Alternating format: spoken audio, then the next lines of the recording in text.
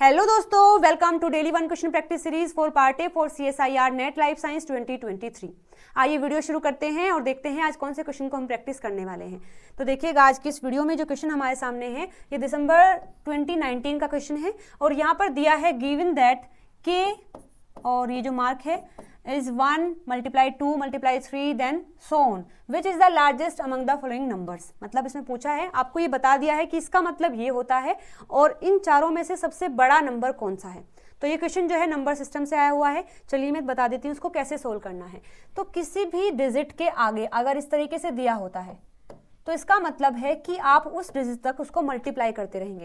यानी अगर 2 दिया है तो 1 और 2 ऐसे मल्टीप्लाई करेंगे। अगर 3 दिया हुआ है तो इसका मतलब है कि 1 मल्टीप्लाई 2 मल्टीप्लाई 3। अगर ये 7 दिया हुआ है लाइक दिस तो मतलब 1 2 3 4 5 6 और 7 तक आप मल्टीप्लाई करेंगे। आई होप आपको ये बात समझ आ गई होगी। ठीक है, तो क्वेश्चन में हमें इसी ही रिगार्ड में बोला है और 4 वैल्यूज दी गई हैं। पूछा है चारों में से बड़ा कौन सा होगा।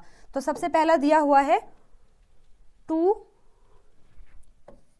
और उसका हाफ, मतलब उसका रूट दिया हुआ है। ठीक है, तो इसका मतलब क्या हो जाएगा, ये जो अंदर वाला है इसका मतलब है 1 मल्टीप्लाई 2 और अगर पावर हाफ है तो इसका मतलब होता है ऐसे रूट। ठीक है, तो फर्स्ट हमारा ये आया है।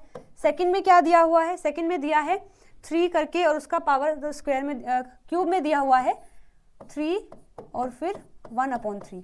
तो इसको कैसे लिखेंगे, देखो 3 को कैसे एक्सपेंड करेंगे, 1 मल्टीप्लाई 2 मल्टीप्लाई 3 और रूट करके हम इसको 3 लिख देते हैं। अगर 1/3 है तो उसको ऐसे लिखा जाता है। देखिए थर्ड में क्या दिया हुआ है 4 और उसका पावर 1/4 यानी 4 और 1/4। तो उसको कैसे लिखोगे 1 2 3 4 और रूट करके यानी 4 ऐसे लिखेंगे। ठीक है, और लास्ट में दिया है 3/2 यानी 3/2। तो उसे कैसे लिखेंगे 1 मल्टीप्लाई 2 मल्टीप्लाई 3 और नीचे केवल 2 आएगा क्योंकि इसमें ये मार्क नहीं है। ठीक है, तो ये चारों वैल्यूज हमारे पास आई हैं और पूछा है सबसे बड़ा कौन सा है। तो सबसे पहले इसको सोल्व कर लेते हैं। देखो 2 से 2 कैंसिल आउट हो जाएगा यानी इसका वैल्यू आया है 3। ठीक है, फर्स्ट की अगर बात करें तो ये आया है √2, ये आया है 6√3 और ये आया है 24 और यानी 4। ठीक है, इनको सोल्व करना है कि ये कैसे आएंगे। देखो अगर किसी के ऊपर रूट होता है तो इसका मतलब क्या है, देखो अगर आप 4 पर ऐसे रूट लगाते हैं तो इसका मतलब है 2, है ना, इसका मतलब होता है 2 यानी कि 2 पर स्क्वायर करके ही 4 आएगा।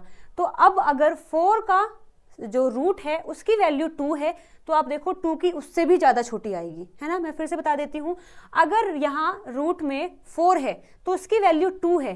तो अगर रूट में 2 है तो उसकी वैल्यू यानी 2 से भी कम होगी, 2 से क्या 1 से भी कम होगी। ठीक है, तो मैं इसको अप्रोक्सीमेट 1 मान लेती हूँ। हालांकि 1 तो बिल्कुल भी नहीं है लेकिन मान लेते हैं कि चलो 1 के लगभग भी अगर है, ठीक है, तो इसको 1 मान लेते हैं। अब देखो यहाँ अगर इस तरीके से कोई वैल्यू है तो ये कब होगा, अगर मैं यहाँ ऐसे करती हूँ लाइक दिस,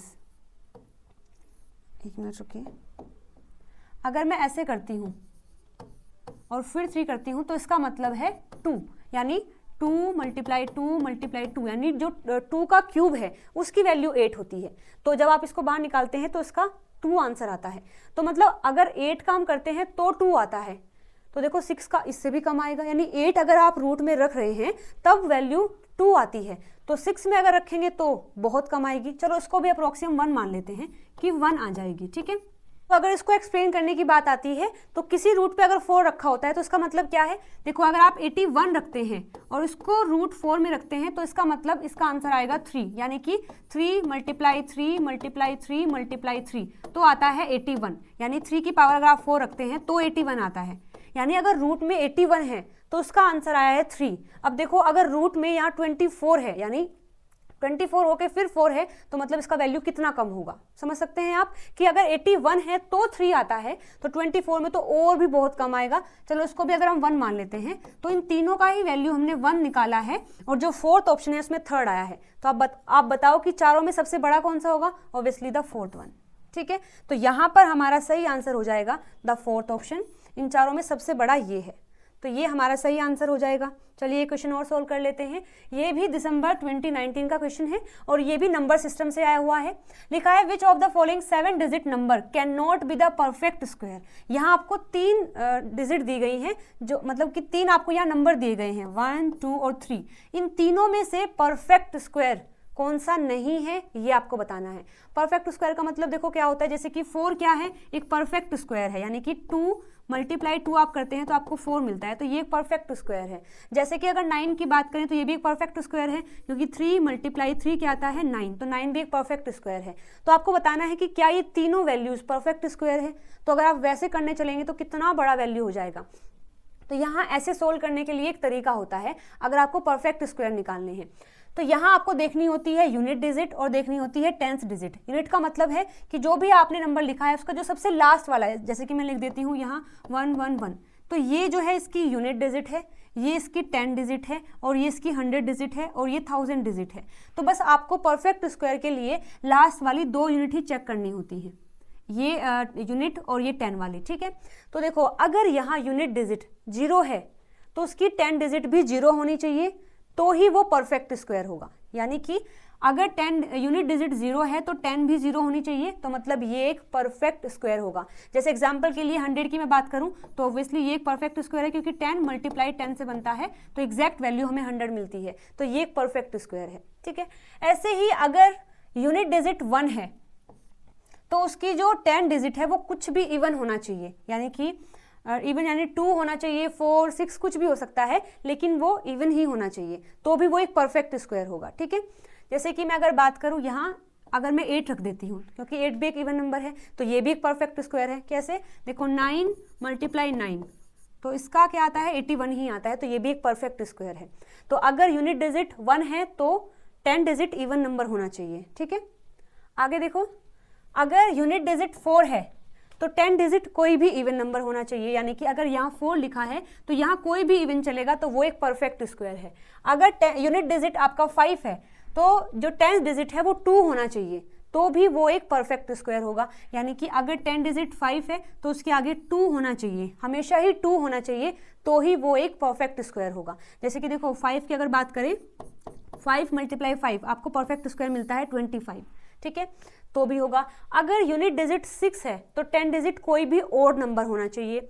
जैसे कि मैं अगर बात करूं, एग्जांपल है क्या कोई, हाँ, अगर मैं यहाँ 6 रखती हूँ तो ओड के लिए, ओड क्या है 3 क्या है, एक ओड नंबर है, तो देखो 36 क्या एक परफेक्ट स्क्वायर है, एग्जैक्टली है किसका, 6 का। 6 मल्टीप्लाई 6 यानी 6 का स्क्वायर क्या होता है 36 होता है, तो 36 एक परफेक्ट स्क्वायर है।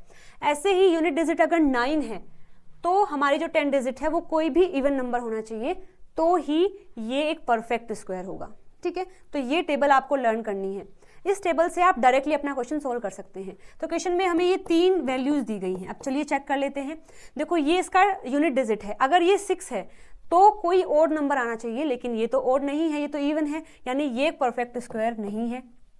सेकेंड हमें दिया है कि जो यूनिट डिजिट है वो 5 है, तो अगर यूनिट डिजिट 5 है तो हमारा 10 डिजिट 2 होना चाहिए, लेकिन ये तो 7 है, तो ये भी परफेक्ट स्क्वायर नहीं है।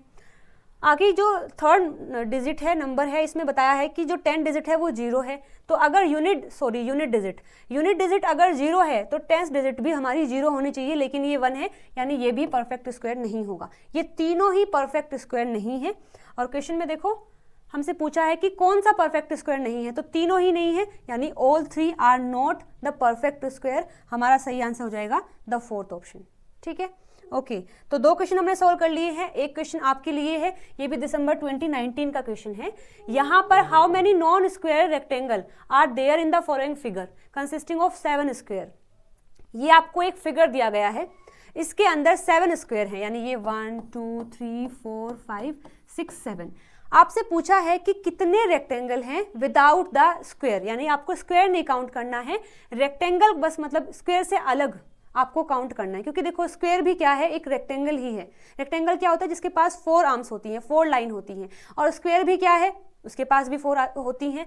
तो जो स्क्वायर होता है उसको रेक्टेंगल का ही पार्ट माना जाता है, मतलब ये एक सब टाइप है रेक्टेंगल का। लेकिन क्वेश्चन में आपसे पूछा है, आपको बताना है कि इसके अंदर कितने रेक्टेंगल हैं, लेकिन स्क्वायर को नहीं काउंट करना है, यानी आपका जो भी आंसर आएगा उसमें स्क्वायर नहीं होने चाहिए। तो ये आपके लिए क्वेश्चन है, इसका आंसर आप मुझे कॉमेंट करके बताएंगे, ठीक है। तो क्वेश्चन, ये पूरा वीडियो हमने खत्म कर लिया है। किसी भी क्वेश्चन में अगर कोई भी डाउट है तो आप कॉमेंट करके मुझसे पूछ सकते हैं। मिलते हैं अगली वीडियो में नए क्वेश्चन के साथ में। Till then bye bye, take care.